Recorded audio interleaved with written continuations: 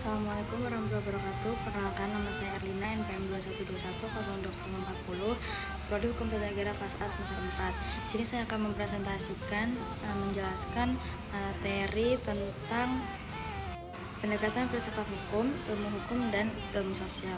Ilmu hukum, beberapa pendapat mengatakan bahwa filsafat hukum merupakan bagian khusus dari filsafat. Pada umumnya, filsafat hukum hanya mempelajari hukum secara khusus, sehingga hal-hal non-hukum menjadi tidak relevan dalam pengajian filsafat hukum. Sebagai filsafat hukum tunduk pada sifat-sifat, cara-cara, dan tujuan-tujuan dari filsafat pada umumnya. Di samping itu, hukum sebagai objek dari filsafat hukum akan mempengaruhi filsafat hukum. Dengan demikian, secara timbal balik antara filsafat hukum dan filsafat saling berhubungan. Secara sederhana dapat dikatakan bahwa filsafat adalah tingkah laku atau etika yang mempelajari hakikat hukum. Dengan perkataan lain, filsafat hukum itu ilmu yang mempelajari hukum secara filosofis.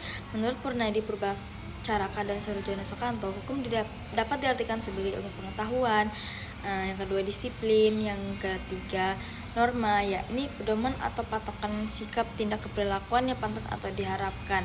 Selanjutnya ada tata hukum, tugas, keputusan penguasa, proses pemerintahan, dan sebagainya. Ilmu filsafat Islam, filsafat sosial merupakan cabang filsafat yang mempelajari persoalan kemasyarakatan secara kritis, radikal, dan komprehensif.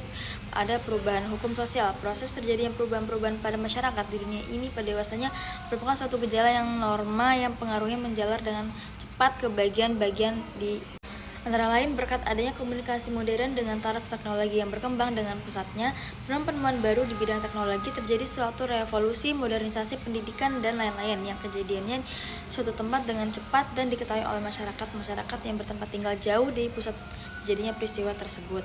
Ada faktor-faktor yang mempengaruhi terjadinya perubahan sosial. Sebab terjadinya perubahan sosial dapat bersumber pada masyarakat itu sendiri dan letaknya di luar masyarakat tersebut, yaitu datangnya sebagai pengaruh dari masyarakat lain atau dari alam sekelilingnya.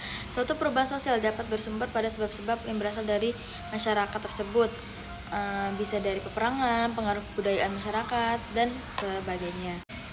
Baik, demikianlah pemaparan materi dari saya. Apabila salah kata atau ada yang kurang jelas, saya mohon maaf. Kepada Allah saya mohon ampun.